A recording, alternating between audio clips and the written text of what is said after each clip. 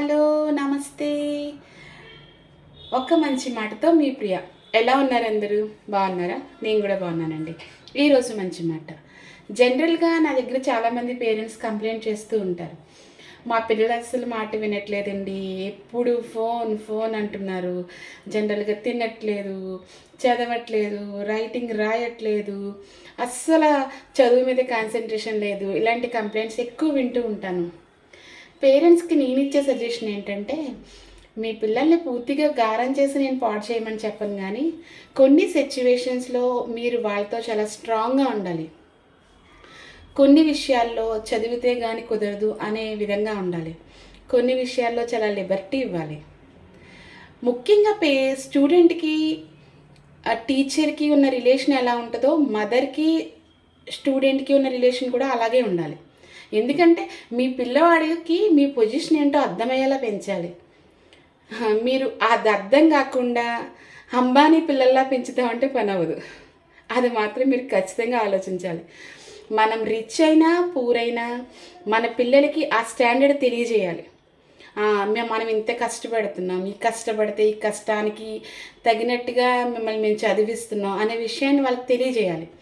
అప్పుడు వాడికి అర్థమవుద్ది, మా డాడీ ఇంత కష్టపడుతున్నారు, మా మమ్మీ ఇంత కష్టపడుతున్నారు, సో నేను చదువుకోవాలి అనే వ్యూ వాడి మైండ్లో వస్తుంది. అన్నిటికంటే ముఖ్యంగా మీరు మీ పిల్లల్ని ప్రైజ్ చేయడం నేర్చుకోండి. ఎక్కువగా వాళ్ళని మీరు అప్రిషియేట్ చేయాలి. వాడు ఏదైనా ఒక చిన్న దాంట్లో సక్సెస్ వచ్చిందని, మమ్మీ నన్ను ఈరోజు మా టీచర్ అప్రిషియేట్ చేశారు, మా సార్ ఈరోజు నన్ను ప్రైజ్ చేశారు, నాకు ఇందులో ప్రైజ్ వచ్చింది అంటే నీకేనా అని అనకూడదు. జస్ట్ వాళ్ళని అప్రిషియేట్ చేయండి. ఎస్ రాను తెచ్చుకుంటారా? మన పిల్లల్ని మనమే అప్రిషియేట్ చేయకపోతే ఎవరు చేస్తారండి? అసలు మనం అప్రిషియేట్ చేయాలి. అలాగే మీరు ఎంత అప్రిషియేట్ చేస్తున్నారో, మీరు ఎంత గారం చేస్తున్నారో, దాంతోపాటు మీరు వాళ్ళకి తేడా వస్తే అంత గట్టిగా కూడా ఇవ్వాలి. ఈ రెండు బ్యాలెన్స్ చేసుకొని వాళ్ళని మనం పెంచాలి. ఏమాత్రం బ్యాలెన్స్ కోల్పోయినా వాళ్ళు కొంచెం ఎదిగిన తర్వాత ఏమవుతుందంటే, అమ్మాయి అయితే ఒక అబ్బాయి లైఫ్ స్పాయిల్ అవుతుంది. అదే ఒక అబ్బాయిని మీరు పెంచితే, సరిగ్గా పెంచకపోతే ఒక అమ్మాయి జీవితం స్పాయిల్ అయిపోద్ది. అది మీతో మాత్రం స్టాప్ అవ్వదు. మీరు ఎన్నాళ్ళు వాళ్ళ దగ్గర ఉంటారు? మహా అయితే అబ్బాయినైనా అమ్మాయినైనా ఒక 25 years వరకు భరిస్తారు. ఆఫ్టర్ ఉన్న 80 years ఎవరు భరించాలి? భర్త అయితే భార్యను భరించాలి, భార్య అయితే భర్తను భరించాలి కదా. ఆ పాపం మనకెందుకు? మన పిల్లల్ని ఇప్పటి నుంచి ఒక డిసిప్లిన్గా పెంచాలి. పెంచడం అంటే కొట్టమనో తిట్టమనో కాదు నేను చెప్పేది. వాళ్ళని ఒక సిస్టమేటిక్గా పెంచాలి.